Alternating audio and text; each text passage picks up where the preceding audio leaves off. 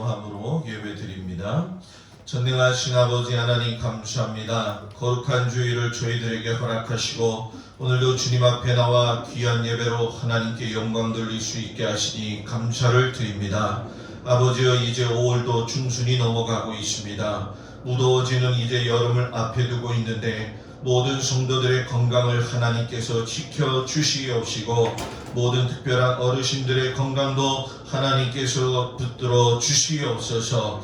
오늘 예배를 통하여 하나님 홀로 영광 받아 주시옵시고 우리 주 예수 그리스도 이름이 선포되어지는 곳에 모든 악한 질병과 연약한 모든 마음의 근심과 걱정도 예수의 피로 소멸될지어다. 성령 아버지 하나님 홀로 영광 받아 주시길 간절히 바라오며 우리 주 예수 그리스도의 이름으로 간절히 축복하며 기도하옵나이다.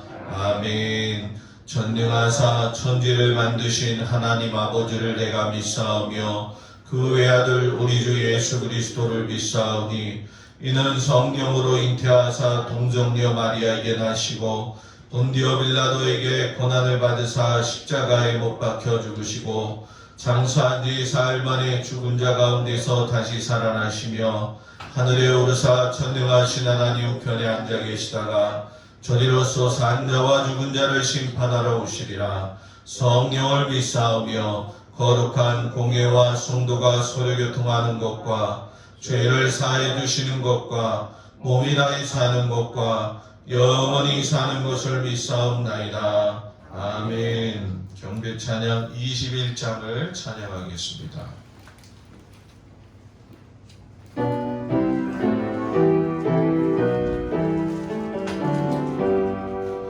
다 찬양하여라 전능왕 창조의 주께 내보다 주 찬양 평강과 구원의 주님 성도들아 주 앞에 이제 나와 즐겁게 찬양하여 다 찬양하여라 놀라운 마류의 주께 포근한 날개 밑 내뿜어 주시는 주님 성도들아 주님의 뜻 안에서 내 소원 다 다 찬양하여라 온 몸과 마음을 맞춰 이 세상 만물이 주 앞에 다 나와 찬양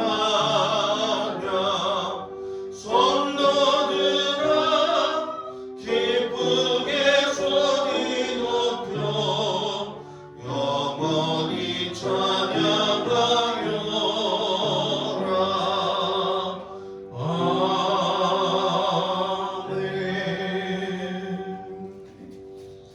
교동문 87번 계시록 21장 말씀을 보도록 하겠습니다.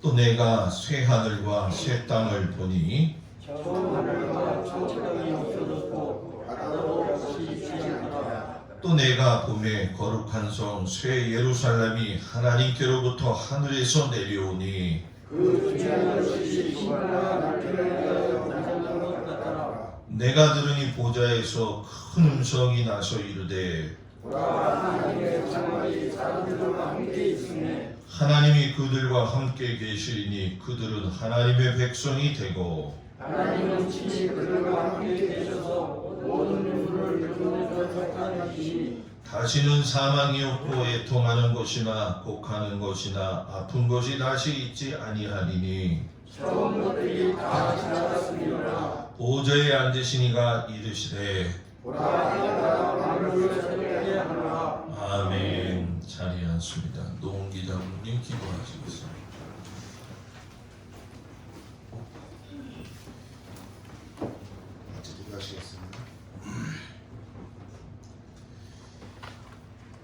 사랑과 은혜가 풍성하신 아버지 하나님, 오늘도 힘들고 어지러운 세상을 살다가 주일을 맞이하여 말씀을 사모하며 주님과 동행하는 삶을 간구하는 저희들이 이 성전에 나와 어디서겠습니다.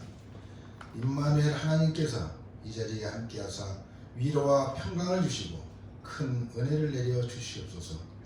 또한 여러 가지 사정으로 이 자리에 함께하지 못하고 각기 처소에서 한 마음으로 예배드리는 성도님들에게도 주님 함께하여 주시옵소서. 저희가 간절한 기도 제목을 안고 한 해를 시작한 지가 엊그제 같은데 벌써 1년의 절반이 지나 상반기를 마감하는 달이 됐습니다. 지난 반기 중에도 저희들이 예상치도 못했던 주님의 방법으로 이 성전을 붙잡아 주시고 이끌어 주신 그 은혜에 다시 한번 감사드리오며 다가오는 하반기에도 강한 믿음과 열정적인 헌신을 통해 온 성도들이 하나가 되게 하여 주시고 주님의 보호하심과 인도하심이 이 성전에 항상 함께 하심을 믿고 세상 흐름에 흔들리지 않고 성도의 믿음의 길로 나아가길 간구하오니 주여 불안과 두려움을 훌훌 털어버리고 새로운 각오와 소망으로 다시 시작하는 하반기가 될 수 있도록 인도하여 주시옵소서. 아직도 국제정세는 코로나 사태의 진행과 미국, 중국 양 대국 간의 갈등으로 불확실한 상태고 국내적으로도 사회 정치적으로 갈등의 여지는 안고 있지만 이제 그 갈등과 대립의 고를 넘어 나라의 앞날을 길게 바라보며 나아갈 수 있도록 국민과 위정자 모두에게 이해와 포용으로 화합하려는 마음이 일어나게 하여 주시어 주님께서 말씀하신 사랑의 정신으로 한 마음으로 함께하는 한민족이 되는 역사가 일어나게 하여 주시옵소서. 이제 석 달여에 걸쳐 휘몰아쳤던 코로나19 사태가 진정의 기미를 보이고 있음에도 감사를 드립니다. 이 어려운 시간 동안 저희 행복한 주원교회 전 성도님들의 건강을 지켜주사 한 사람도 병마로 인한 어려움을 겪지 않게 하시고 또 건강한 모습으로 예배에 나올 수 있도록 해주심에 감사드립니다.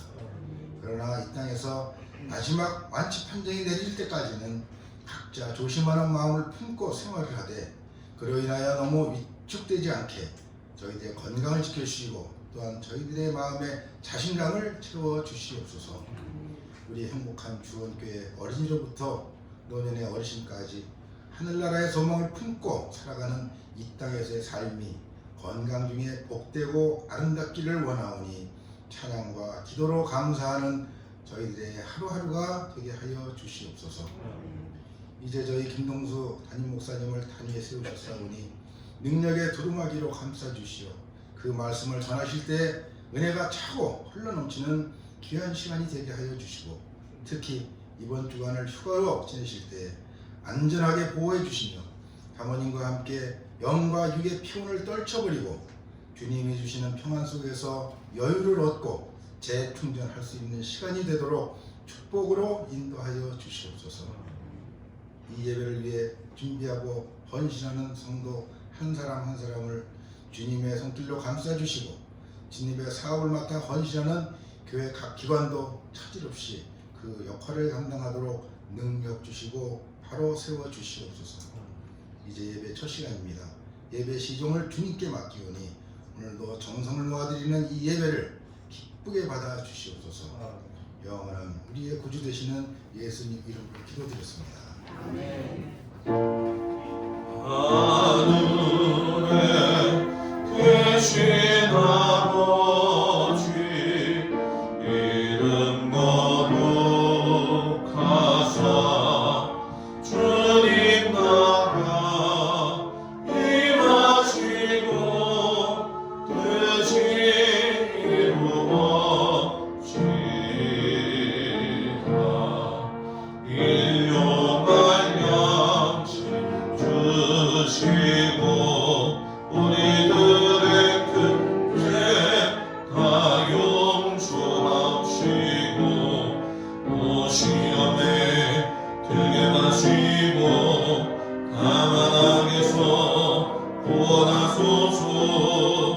대개 주의 나라 주의 권세 주의 영광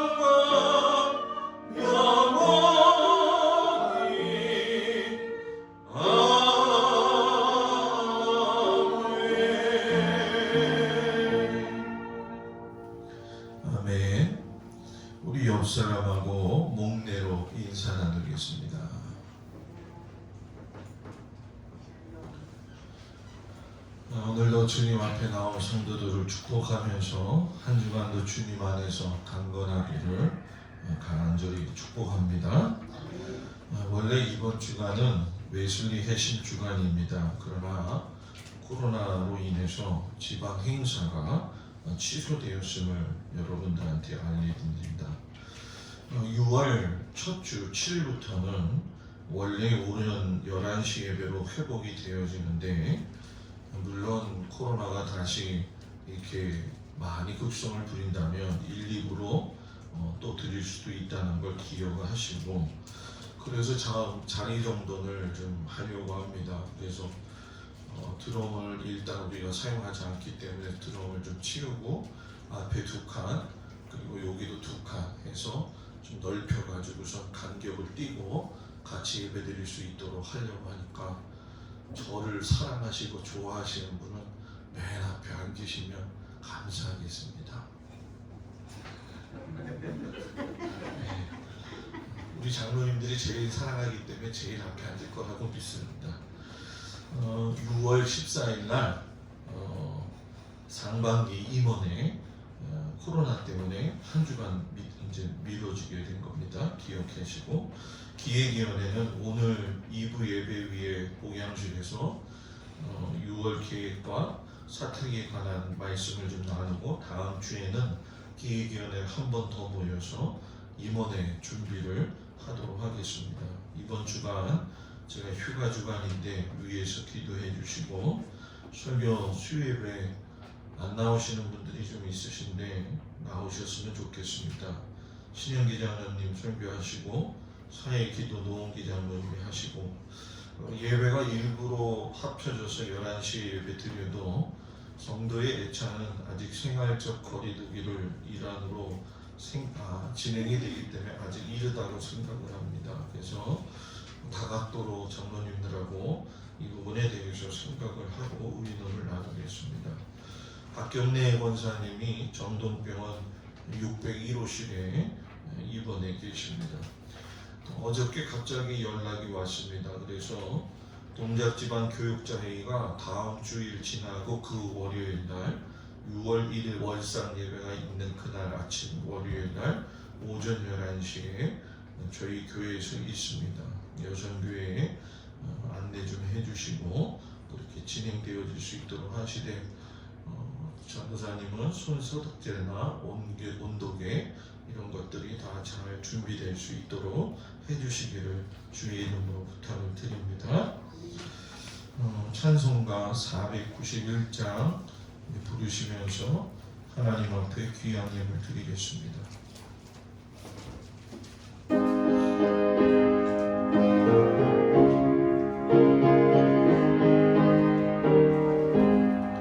저 높은 곳을 향하여 날마다 나아갑니다. 내 뜻과 정성 모아서 날마다 기도합니다. 내 주여 날 붙드사 그곳에 있게 하소서. 그곳은 빛과 사랑이 언제나 넘치옵니다. 괴로움과 죄가 있는 곳 나 비롯요 이 살아도 빛나고 높은 저곳을 날마다 바라봅니다. 내 주여 나 붙드사 그곳에 있게 하소서. 그곳은 빛과 사랑이 언제나 넘치옵니다. 의심의 안개 거치고 근심의 구름 없는 곳, 기쁘고 참된 평화가 거기만 있사옵니다. 내 주여 나 붙드사 그곳에 있게 하소서.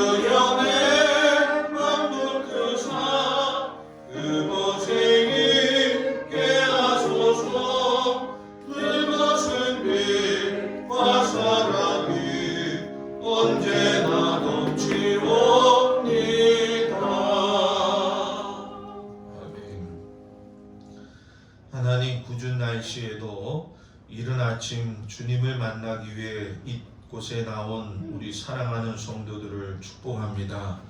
주님께서 우리 모든 성도들의 건강을 지켜주시고 또 모든 환경을 주님의 소나기 가운데서 붙들어 주시기를 간절히 기도하고 원합니다. 마음이 곤고한 자가 있다면 주님께서 새 힘을 부어주시고 육신의 연약함이 있다고 한다면 주님의 피 묻은 오른손으로 안수하여 주시옵소서. 일주일 동안 각자의 삶에서 흩어져서 열심히 살았습니다. 앞으로 일주일 동안도 열심히 살 수 있도록 하나님 건강 허락하여 주시옵시고 감사하는 마음을 가지고 주님 앞에 귀하게 드리는 이 예물을 받아주셔서 흠양하여 주시옵시고 각자의 삶 가운데 먹을 것 입을 것 쓸 것으로 인하여 궁핍당하지 아니하도록 주님 축복하시옵소서. 예수님의 이름으로 기도드렸습니다. 아멘. 자리에 앉습니다. 하나님 말씀을 보도록 합니다. 사도행전 1장 1절에서 11절까지 말씀을 먼저 보도록 합니다. 사도행전 1장 1절에서 11절까지 말씀을 교독하겠습니다.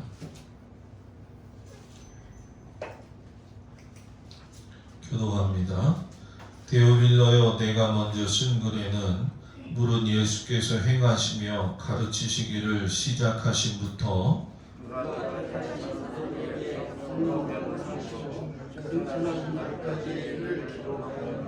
그가 고난받으신 후에 또한 그들에게 확실한 많은 증거로 친히 살아계심을 나타내사 40일 동안 그들에게 보이시며 하나님 나라의 일을 말씀하시니라.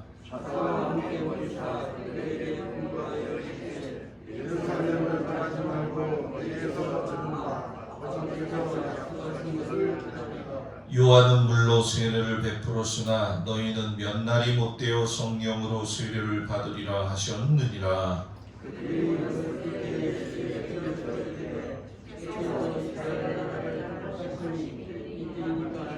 이르시되 때와 시기는 아버지께서 자기의 권한에 두셨으니 너희가 알 바 아니요.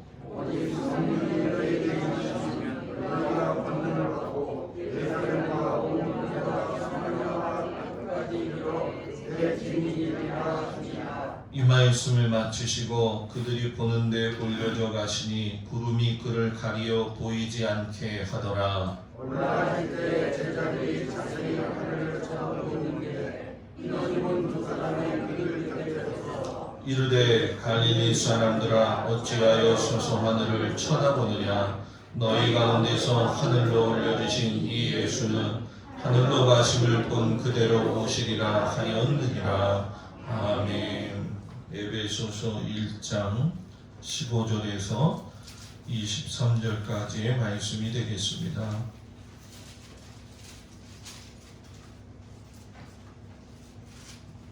에베소서 1장 15절에서 23절 말씀 교독합니다. 이로 말미암아 주 예수 안에서 너희 믿음과 모든 성도를 향한 사랑을 나도 듣고 내가 기도할 때 기억하며 너희로 말미암아 감사하기를 그치지 아니하고 우리 주 예수 그리스도의 하나님 영광의 아버지께서 지혜와 계시의 영을 너희에게 주사 하나님을 알게 하시고 너희 마음의 눈을 밝히사 그의 불신의 소망이 무엇이며 성도 안에서 그 기업의 영광의 풍성함이 무엇이며 그의 힘의 위력으로 역사하심을 따라 믿는 우리에게 베푸신 능력의 지극히 크심이 어떠한 것을 너희로 알게 하시기를 구하노라. 그의 능력이 그리스도 안에서 역사하사 죽은 자들 가운데서 다시 살리시고 하늘에서 자기의 오른편에 앉히사 모든 통치와 권세와 능력과 주권과 이 세상뿐 아니라 오는 세상에 일컫는 모든 이름 위에 뛰어나게 하시고 또 만물을 그의 발 아래 옥상하게 하시고 그를 만물의 그의 머리로 삼으셨느니라. 교회는 그의 몸이니 만물 안에서 만물을 충만하게 하시는 이의 충만함이니라. 아멘. 누가복음 24장 44절에서 53절까지의 말씀입니다.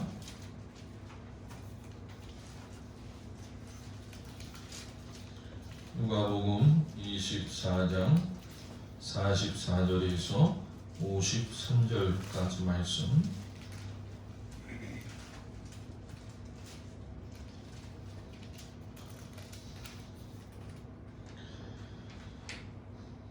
또 이르시되 내가 너희와 함께 있을 때에 너희에게 말한 바 곧 모세의 율법과 선지자의 글과 시편의 나를 가리켜 기록된 모든 것이 이루어져야 하리라 한 말이 이것이라 하시고 이에 그들의 마음을 열어 성령을 깨닫게 하시고 또 이르시되 이같이 그리스도가 고난을 받고 제3일에 죽은 자 가운데에서 살아날 것과 또 그의 이름으로 제사함을 받게 하는 의미가 세상에서 시작하여 모든 족속에 감당할 것이 기록되었으니 너희는 이 모든 일의 증인이라. 볼지어다 내가 내 아버지께 약속하신 것을 너희에게 보내리니 너희는 이로부터 운명으로 이르는 때까지 이 성에 성기로 예수께서 그들을 데리고 베다니 앞까지 나가사 손을 들어 그들에게 축복하시더니 축복하시되 그들을 떠나 하늘로 올려주시니 그들이 그에게 경배하고 큰 기쁨으로 예루살렘에 돌아가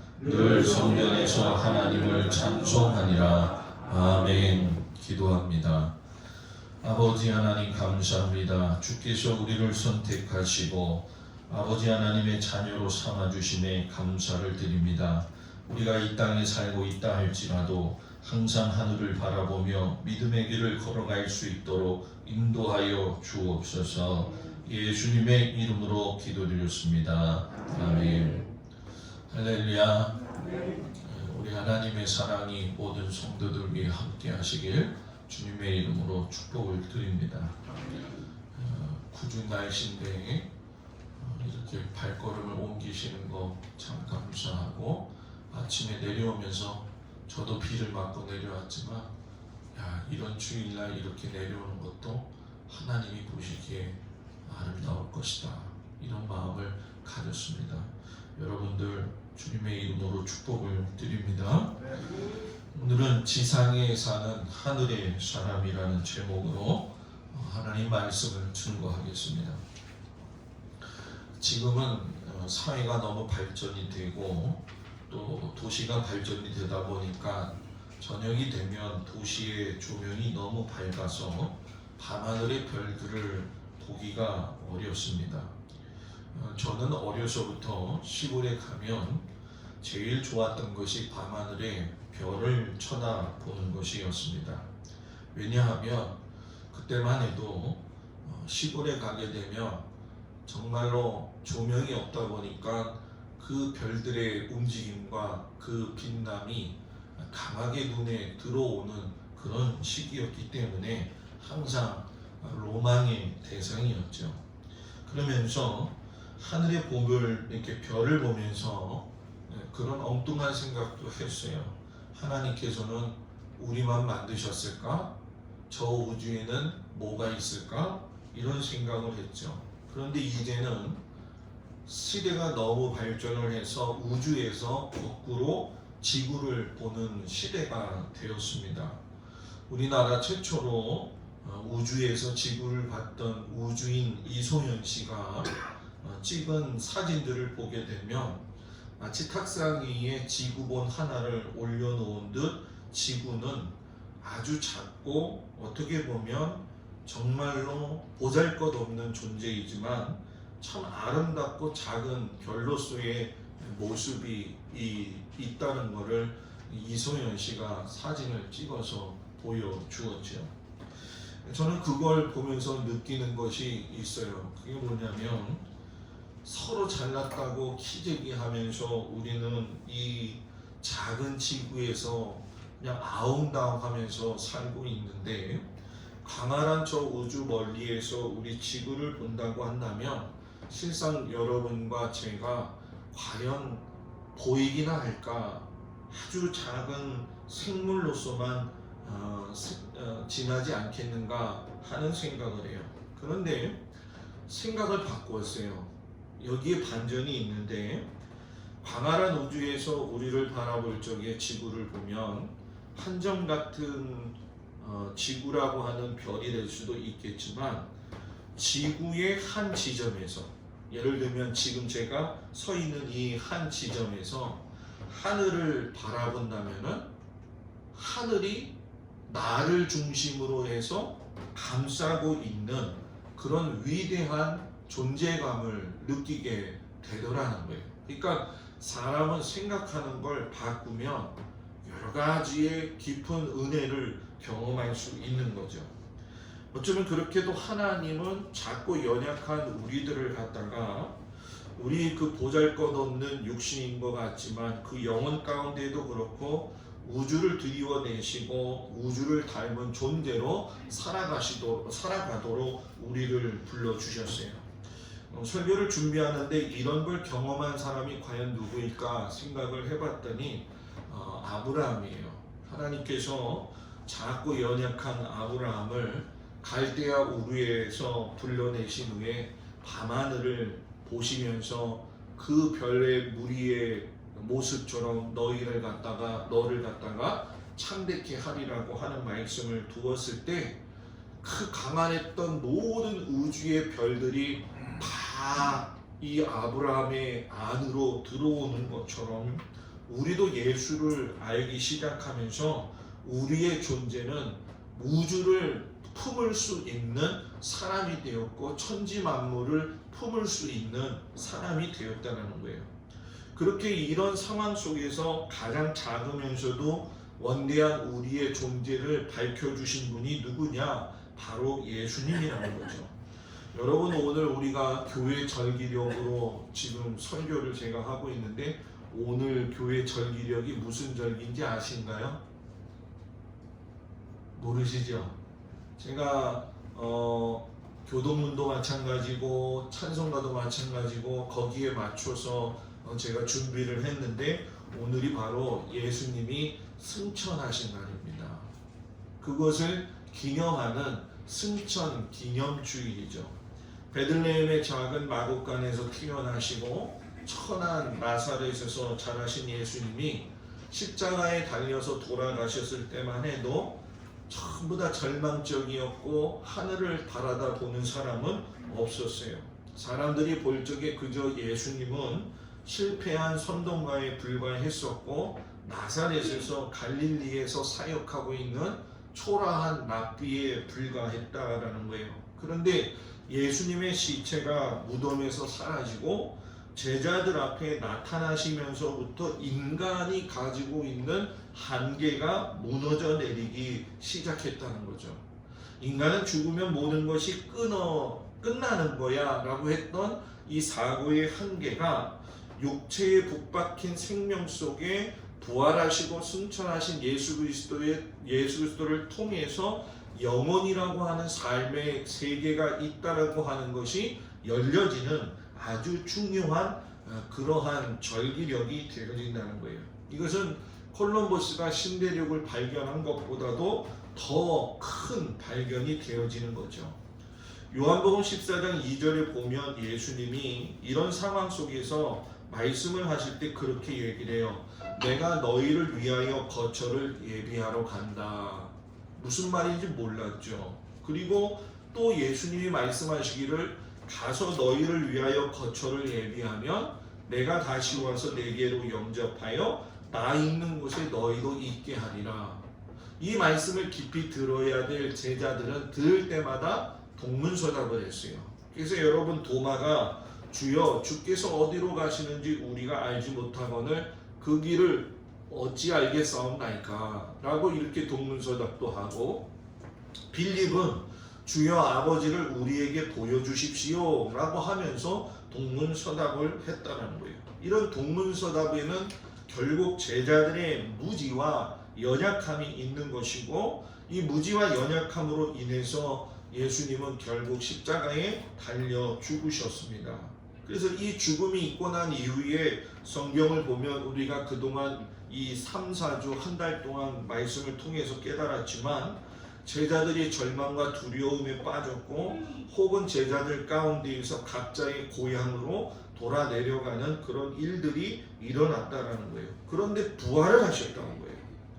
부활은 뚜렷한 한계를 지니고 있는 인간의 모습을 갖다가 다시금 반전하여서 승리케 하시는 하나님의 큰 계획이셨죠. 근데 그것으로 끝난 게 아니라 부활하신 예수님이 40일 동안 삶을 이 세상에서 더 사시고 오늘 승천을 하셨다는 거예요. 그래서 오늘 성경에 보게 되면 사도행전 본문을 보게 될 때 예수님이 승천하시기 직전에 설명을 하고 있는 겁니다.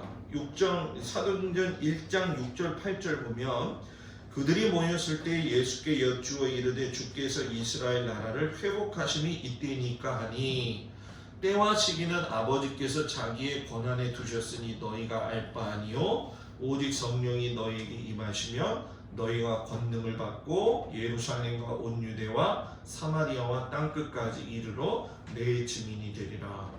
여러분 이 말씀이 뒷부분은 우리가 유명하기 때문에 굉장히 많이 들어봤어요. 그런데 성경을 자세히 보면 제가 여러분들한테 스토리식으로 이야기하면 자 예수님이 죽으셨어요. 부활하셨어요. 40일 동안 다니셨어요.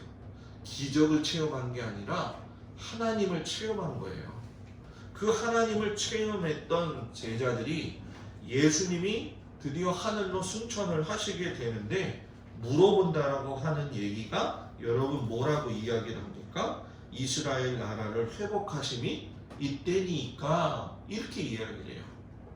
그런 능력을 보았고 하늘의 하나님을 경험했는데도 제자들은 여전히 현실적인 문제에 붙잡혀 있었고 이스라엘의 정치적 회복에다가 우리가 관심을 두고 있는 것을 보게 돼요. 여러분 우리도 신앙생활할 때 그렇지 않습니까? 하늘의 뜻을 알아야 되죠. 하나님의 뜻을 따라야 되죠. 주신 사명을 감당해야 되죠. 이렇게 얘기하지만 결국 우리의 삶의 초점은 세상에서의 현실적인 문제를 해결하는 것에만 더 관심을 두고 있는 것과 똑같은 맥락이라고 생각을 하면 될 줄 믿습니다. 예수님이 그때 제자들에게 뭐라고 이야기하시냐? 이스라엘의 회복의 때와 시기는 아버지의 권한에 있는 것이니 너희가 뭐예요? 알 바가 아니라 너희는 성령이 뭐예요? 임하시고 난 이후에 그 권능 아래에서 행한 일들에 신경을 기울이라 라고 이야기해요. 자, 이 얘기는 성령이 임하고 그 권능 안에서 살아라 하는 것은 부활하고 승천하신 예수님의 증인으로 살아라 하는 그런 말씀이에요. 그러니까 자꾸 연약하고 보잘것없는 제자들에게 큰 우주를 품게 하신 사건이 부활의 사건이었고 승천의 사건이었다는 거예요. 사도행전 1장 9절을 보게 되면 그들이 보는 데서 올려져 가시니 구름이 그를 가려 보이지 않게 하더라 하시며 예수님이 사람들이 보는 앞에서 구름에 가리워져 가지고 하늘로 올려 가셨다 이렇게 얘기를 해요. 동화 이야기가 아니에요. 하늘에 올려 가셨다는 것은 우주 저 멀리로 사라지신 것이 아니라 예수님이 하늘이 되셨다라는 그런 말씀이 되십니다. 우주를 품고 섭리하시는 하나님 안에서 모든 이들의 하늘이 되신 분이 바로 이 승천 사건이라는 거예요. 그렇기 때문에 우리가 늘 하늘 아래에 지금 이 땅에서 살고 있지만 단편적인 눈으로 볼 적인 땅에 사는 존재가 아니라 우리는 여러분 더 넓게 파여서 주님 아래에 살고 있는 것이죠.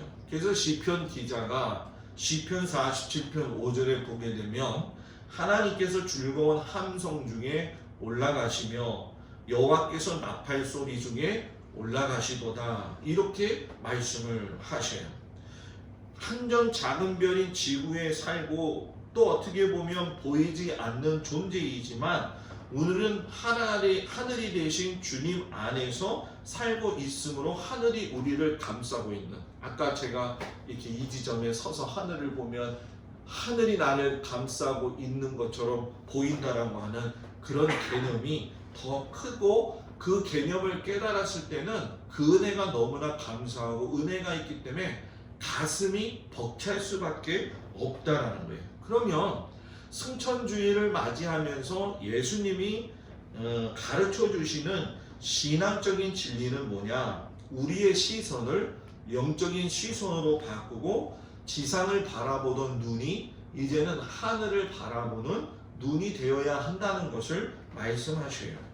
그 하늘이라고 이야기하니까 어떤 분은 저 우주에 어떤 물리적 공간이 또 따로 있구나 라고 생각을 하지만 부활절부터 지금까지 계속 우리가 좀 어렵지만 여러분들한테 제가 강조한 단어가 있어요. 그게 뭐냐면 아이온이라고 하는 단어예요. 이 아이온이라고 하는 건 뭐냐? 현세 속에서 침투해 있는 하나님 안의 시간을 이야기하는데 쉽게 설명하면 예수님이 나는 포도나무요 너희는 가지니 내가 저 안에 저가 내 안에 거하면 너는 많은 과실 열매를 맺으리라 하는 이 말씀이죠. 나는 예수님 안에 있고 예수님은 내 안에 계시는 것이 아이온이고 신앙의 신비이고 우리의 현실이라는 거예요. 그러니까 예수님의 승천은 올라가셨기 때문에 끝나는 것이 아니라 현실 가운데 임재하시는 하나님을 우리의 시야를 통해서 하나님과 동행할 수 있고 우리의 존재를 통해서 하나님의 공간 안으로 들어가는 걸 경험하게 하시는 것이 바로 승천주일이 갖는 깊은 영적인 의미라는 거예요. 그러니까 여러분들은 그냥 내가 일생을 살아가면서 오늘 하루 겨우겨우 살아가는 것이 아니라 오늘 하루 주일날 이날에도 주님께서 이 발걸음을 옮겨 교회로 올 적에도 비는 내리고 있지만 온 우주는 나를 감싸고 나를 뭐예요? 사랑하신다라고 하는 걸 믿으시기 바랍니다. 그래서 오늘 복음서에서 누가는 예수님이 승천할 당시의 분위기를 이야기하는데 뭐라고 이야기하냐면 내가 너희와 함께 있을 때에 모세의 율법과 선지자의 글과 시편에서 가리킨 나에 대한 모든 것들이 이루어져야 된다는 말을 너희들에게 했고 그들의 마음을 열어서 성경을 깨닫게 하셨고 내가 아버지께 약속하신 것을 너희에게 보내리니 너희는 위로부터 능력으로 입혀질 때까지 이 성에 머물러 있으니라 이렇게 하시니라 이렇게 말씀하셔요. 그래서 이제 이번 주간이 지나고 나면은 여러분 절기가 어떻게 돌아올 것 같아요? 승천을 했으니까 성령 강림절이 오는 거예요. 그러니까 이 교회력으로 설교하면 여러분 참 재미있고 은혜스럽습니다. 이것만 깊이 하면 그래서 내년에도 교회 절기력으로 제가 설교를 한번 더 하려고 해요. 승천이 있기 전에 예수님이 제자들을 다 모아놓고 뭐라고 하셨냐면 야 내가 너희들한테 모세의 율법을 가르쳤고 선지자의 글을 가르쳤고 시편의 글을 가르친 건 나를 가르친 거야. 그렇게 이야기를 하시더니만 내가 받은 고난이 무슨 의미고 내가 3일 만에 죽은 자 가운데서 일어난 의미가 무엇이고 내가 주님의 이름으로써 너희의 죄를 사하게 하는 것이 무엇인지를 갖다가 너희들한테 가르쳤다는 거예요. 이거 우리가 배운 거예요. 지금까지 신앙생활 하면서. 그리고 나서 제자들에게 뭐라고 이야기하시냐면 너희는 이 모든 일의 증인이 되리라 라고 이야기하시고 약속하신 성령이 오시기까지 이 성에 머물러 있으라 라고 이야기를 하셨어요. 자, 만약에 예수님께서 자신이 승천을 하시는데 이런 전후 설명이 없었다고 한다면 제자들은 우왕좌왕했을 것이고 두려운 마음을 가지셨을 거라는 거예요. 근데 누가복음 24장 50절 53절 읽어보시면 아시겠지만 드디어 예수님이 승천을 하시는데 그들을 데리고 베다니 앞까지 나가서 손을 들어 그들에게 축복하셨다. 손을 들어. 그리고 축복하실 때 그들 떠나 하늘로 올려지시니 그들이 그에게 경배하고 큰 기쁨으로 올라가는 걸 보고 큰 기쁨이 와가지고 예루살렘에 돌아가 늘 성전에서 하나님을 찬송했다라고 하는 거예요. 그러니까 앞으로 성령이라고 하는 분이 오실 거야 라고 이야기하시면서 그들에게 축복 기도를 해 주셨으니까 이들이 여러분 두렵지가 않은 거예요. 이제는 예수님이 올라가셔도 누가 오기 때문에? 성령님이 오시기 때문에 나는 두렵지 않아. 그리고 이 일로 예수님이 나를 축복해 주셨잖아 라고 하는 마음이 있다 보니까 새로운 마음을 갖게 되고 새로운 꿈을 갖게 됩니다. 그때에 누가가 사도행전에서 똑같은 장면을 뭐라고 이야기하냐면 천사를 집어넣어요. 흰옷 입은 두 사람이 그들 곁에 서서 이르되 갈릴리 사람들아 어찌하여 서서 하늘을 쳐다보느냐. 너희 가운데 하늘로 올려지신 이 예수는 하늘로 가심을 본 그대로 뭐예요? 오시리라 라고 이야기를 해요. 이 말씀은 여러분 뭐예요? 자 보십시오. 야, 천사가 말하는 거예요. 지금 이렇게 올라가셨지? 이 올라가신 거 내려오는 거 그대로 너희들도 볼 거야. 하늘을 봤던 그 시선이 예수님이 다시 내려오실 거라고 하는 지속적인 우리의 시선이 예수님 앞에 고정되어 있음을 알아야 된다는 거예요. 이게 여러분들이 지상에 사는 하늘의 사람이라고 하는 설교 제목을 제가 지은 이유도 뭐냐? 우리는 이 땅에 살고 있지만 우리의 시선은 늘 어디에다 둬야 된다는 거예요? 하늘에다가 둬야 된다는 거예요. 왜? 올라가신 그 예수님이 다시 그 모습 그대로 여러분 뭡니까? 우리에게 내려오시기 때문에 그렇다는 거예요. 그러면 하늘을 보는 사람으로서의 우리의 삶의 양식은 어떻게 살아야 되느냐? 서신서 오늘 우리가 읽은 바울의 말씀 에베소서 1장 17절 19절의 말씀이 바로 우리의 삶의 양식입니다. 뭐라고 합니까? 우리 주 예수 그리스도 하나님의 영광의 아버지께서 첫 번째 지혜와 계시의 영을 너희에게 주사, 두 번째 하나님을 알게 하시고, 세 번째 너희 마음의 눈을 밝히사, 네 번째 그의 부르심의 소망이 무엇이며, 다섯 번째 그 기업의 영광의 풍성함이 무엇이며, 이렇게 쭉 말씀을 하시면서 마지막에 가서 이것을 너희가 알기를 구하노라 라고 이야기를 하세요. 그러니까 이 얘기는 여러분 뭡니까?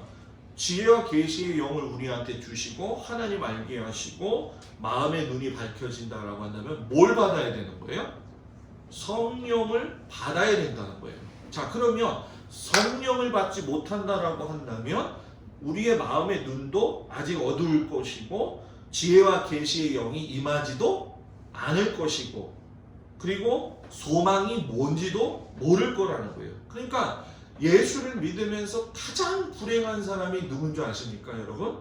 이 하나님 안에서 살면서도 성령께서 주시는 이 행복이 무엇인지를 모르는 사람이 제일 불쌍한 사람이에요. 그래서 이 에베소 교회 성도들을 향해서 예수님께 이 사도 바울이 너희들이 얼마나 놀라운 복을 받고 있는지를 알게 해달라고 하나님 앞에 기도했어요. 그래서 이 알게 하시고 라고 하는 단어는 단순히 지식적으로만 우리가 성경을 알면 나름대로 믿음이 커지고 뭐 지혜와 계시의 정신이 임하게 되고 뭐 성령으로 깨닫게 하시고 부르시면, 여러분 지식으로 듣는 말씀은 절대로 그걸 깨달을 수가 없어요. 이거는 깊이 체험적으로 하나님을 알게 되는 건데, 여러분 신앙은 3단계로 구분이 돼요. 첫 번째가 뭐냐면 예수를 믿고 구원받는 칭의의 단계. 예수님이 나를 칭의로 불러주셔서 너는 하나님의 자녀야 라고 불러주신 걸 믿는 칭의의 단계가 있어요. 그리고 두 번째는 불러주셨으니까 하나님하고 깊은 교제를 가져야지 세상하고 깊은 교제를 가지면 되겠어요? 그 깊은 교제를 가지게 될 적에 우리는 예수님을 닮아가게 돼요. 우리가 예수를 믿었는데 아직도 예수님을 닮아가지 않았다, 인격적으로. 이건 거룩한 사람이 되어져가는 성화의 단계에서 아직 벗어나지 못하고 있다라는 얘기예요. 그리고 결국은 이 승천주일로 인해서 예수님이 다시 오실 때에 내 인격이 예수님 앞에 섰을 때에 합당한 자로 예수님을 받아들일 수 있는 단계의 영화의 단계의 모습으로 있다는 거예요. 그러면 아마 우리들은 지금 설교 말씀을 들으면서 자신의 신앙이 어디에 머물러 있을까 짐작은 조금 하실 거라고 생각이 듭니다. 그런데 여러분, 우리가 여기서 나는 그러면 이 정도 수준밖에 안 되네, 이런 것이 지금 제가 여러분들한테 이야기한 것이 아니라 정말 중요한 것은 고린도전서 13장 12절에 하나님께서 놀라운 이 약속의 말씀을 주시는데 우리가 지금은 거울로 보는 것 같이 희미하나 그때는 얼굴과 얼굴을 대하여 볼 것이요. 그때가 언제예요? 예수님 오실 때. 지금은 너희가 설교를 듣고 하나님 말씀 들어도 희미해. 그러나 예수님이 오시면 뭐예요? 얼굴과 얼굴을 맞댈 것이기 때문에 지금은 네가 부분적으로 알지만 그때에는 주께서 나를 아신 것 같이 내가 온전히 뭐예요? 알리라. 누가 오시면? 예수님이 오시면. 그러니까 하늘을 품은 사람이라는 얘기는 뭐냐? 진리의 영으로 계신 성령님을 알고 성령님을 사모하고 성령님과 가깝게 동행하고 하나님을 닮아가기 위해서 수고하고 노력하고. 그래서 제가 여러분들한테 누차 이야기하는 것이 무엇이냐면 우리는 지금 교회 나오면서 교회 나온 것도 중요하고 예배를 드리는 것도 중요하지만 예수님이 승천하셔서 이 땅에 오실 때에 완성된 인격을 가지고 예수님을 맞이할 수 있는 준비가 되어 있어야 된다는 거예요. 아멘? 그러니까 우리는 하늘에 대한 그리움을 가져야 되고 하늘을 바라보고 있어야 되고 하늘의 마음을 품고 살아야 된다는 거예요. 이것은 바로 하나님의 마음을 품고 사는 것이고 이것이 아까 말한 아이온, 즉 내 삶에서 주님이 내 안에 계시고 내가 주님 안에 계시다라고 하는 놀라운 진리의 말씀이죠. 좀 어려운 말을 할 텐데 여러분들 잘 들어보세요. 뉴스캐테 수도승들이 말하는 행복론이라고 있습니다. 그 행복을 꿈꾸는 수도원이라고 하는 책에서 로렌스 신부가 이런 이야기를 했어요. 행복이 하늘에서 시작된다고 생각할 때 지옥은 여기에서 시작이 된다. 이렇게 얘기를 해요. 자, 조금 어려워요. 제가 쉽게 설명을 할 테니까 잘 들어보세요. 우리는 하나님의 나라를 가야 돼요. 그죠? 그런데 그 하나님의 나라는 죽어서 가는 나라가 아니라 여기서도 하나님과 함께 있으면 하나님의 나라를 경험하고 있다라는 거예요. 살면서. 그러면 살면서 하나님을 경험하지 못한다고 한다면 우리는 지옥을 경험하고 있다는 거예요. 그러면 그걸 지옥을 경험하고 있다고 한다면 하나님의 나라에 살고 싶다면 우리의 삶이 이 땅에 살고 있지만 우리는 하나님의 통치권 안에 들어가서 살아야 되는 거예요. 그죠? 통치권 안에 들어가서 살게 되면 내 마음도 하나님의 통치권 안에 있어야 되고 내 삶의 전 영역도 하나님의 통치권 안에 있어야 되고 내 가정에서 일어나고 있는 모든 일들, 내 삶 속에서 일어나는 모든 일들이 하나님의 통치권 안에 있을 때 사는 것이 정말 중요하다는 거예요. 근데 여러분 그렇게 사는 것이 쉬워요? 어려워요? 어렵죠? 그러나 분명하게 말한 것은 내가 그 어려운 삶의 현실에서 하나님의 나라를 살기 위해서 부단히도 삶을 돌파하는 그런 노력을 하고 살다고 한다면 상황이 어렵지만 나는 하나님의 나라의 삶을 살 때가 경험되어질까요? 안 되어질까요? 되어지죠. 그러면 삶은 피곤해도 나는 지금 어디에 살고 있는 거예요? 하나님 나라에 사는 거예요. 그럼 하나님 나라에 살면 기분이 기뻐요? 안 기뻐요? 그러면 여러분들이 하나님 나라에 갔을 때 하나님이 물으신다는 거예요. 뭐라고? 야, 너가 살아있을 때에 하나님 나라를 경험해봤지? 그래서 쉽게 물으실 거 아니에요. 그죠? 그러면 그때 너 행복했니? 안 행복했니? 물으시면 뭐라고 대답할 거예요? 행복했다고 이야기할 거 아니에요. 그러면 하나님이 그때 뭐라고 이야기하시느냐? 그래? 여기서 그 삶을 영원히 줄게 너한테. 영원히 줄게. 그러니까 여기서 뭐예요? 기쁘게 살아. 왜? 그때 그 당시에도 어려웠지만 예수님의 그 놀라운 사랑의 기쁨을 경험했던 그 하나님 나라를 여기서는 뭐예요? 보편적인 생활이 되어진다는 거예요. 사랑하는 성도 여러분, 우리는 하늘에다 시선을 두고 살아야 될 줄 믿습니다.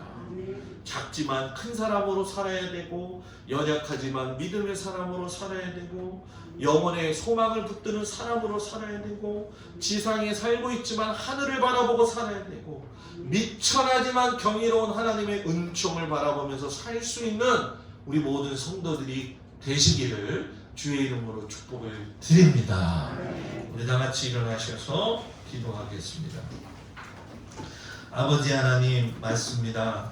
우리의 삶이 어렵고 힘들 때라도 이곳에 하나님을 모시고 살면 하나님이 함께 하시는 하나님의 나라가 됩니다. 우리가 정말로 하나님 나라 갔을 때 하나님은 우리에게 물으실 겁니다.